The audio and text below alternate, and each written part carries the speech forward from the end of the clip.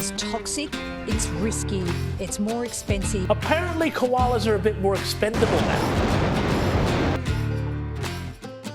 These social media memes put up by some of your colleagues, three-eyed Blinky Bill. Have you got the one with me, Michael? Three eyes on the Prime Minister? Contrary to popular belief, nuclear energy is the most environmentally friendly form of energy. Not only does it produce electricity free from carbon emissions or harmful pollution, but nuclear energy also requires a tiny amount of land compared to other energy sources.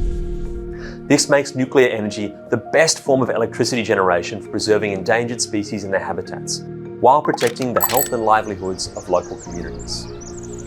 Nuclear has the lowest life cycle emissions of any energy technology. Life cycle emissions include not just the direct emissions from producing electricity, but also the indirect emissions produced during manufacturing and construction. While wind power is not much higher generally than nuclear energy, average emissions from solar power are a lot higher. This is because solar panels need heaps of electricity to be built and are typically manufactured in China using coal-dominated electricity grids. When you add up all the emissions from manufacturing the metal and concrete used in nuclear power plants and the uranium mining and refining, nuclear still comes out on top, producing the least emissions of any energy source. If nuclear energy is so good at reducing emissions, why doesn't Australia start building our own nuclear plants to replace coal right now? One objection is that nuclear is too slow. It's too slow, which is so slow to roll out, many decades, too slow to build. The argument goes that since building our first reactor will take at least 10 to 12 years, nuclear can't help us reach our 2030 emissions targets. The problem with this argument is that it assumes we'll actually meet these targets in the first place.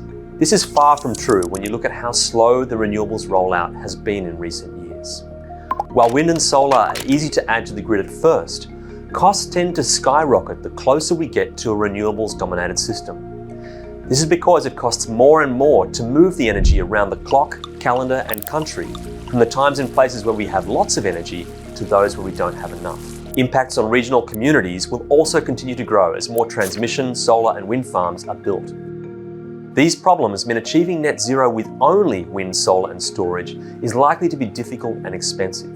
Instead of focusing all our efforts on achieving short-term targets that are now basically unattainable, it is much more important that Australia finds the most realistic and low-cost path to reach net zero by 2050. And if you want reliable energy that doesn't depend on the weather, nuclear is the best option. But what about the local environment? How does nuclear stack up compared to other energy sources? As it turns out, nuclear energy is great for the local environment because it requires the least amount of land of any energy source, much lower than coal plants, hydro dams, solar farms, or wind farms. For every square kilometre of land required to produce electricity with nuclear, solar farms need at least 63 square kilometres, even before accounting for the additional storage and transmission. The land use of wind power is harder to compare, but land clearing for wind farms along ridgetops, a common practice in Queensland, has destroyed previously untouched areas of pristine native forest, home to several threatened species. The transmission lines being built to support renewables will also have a large impact, especially on regional areas. An additional 10,000 kilometres of transmission is being planned, which is already causing problems for regional landholders. Nuclear plants, on the other hand, can be built on or near existing coal plants and use existing transmission infrastructure.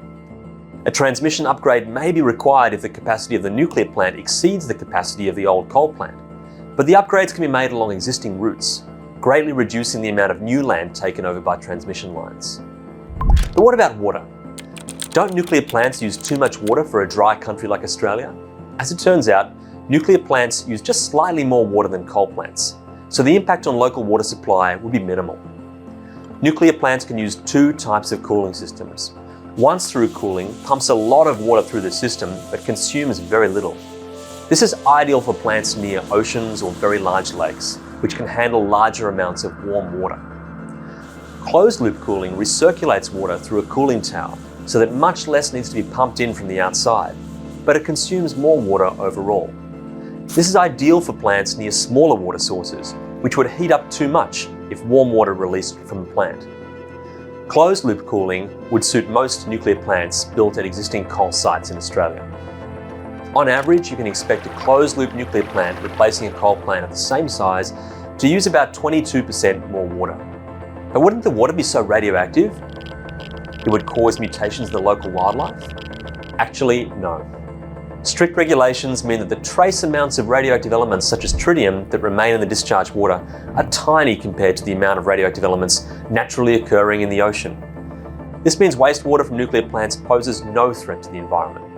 So don't expect to see any mutant three-eyed fish in your local waterways anytime soon. Sorry, Simpsons fans. If we want to have reliable energy while protecting the environment, nuclear energy is the best option for Australia. It's about time we lift the ban. If you'd like to find out more about nuclear energy's cost, safety, environmental effects and other important questions, head to energy.cis.org.au to read our frequently asked questions, or visit the Centre for Independent Studies website to read the Energy Team's papers. I'm Aidan Morrison for John Anderson Media.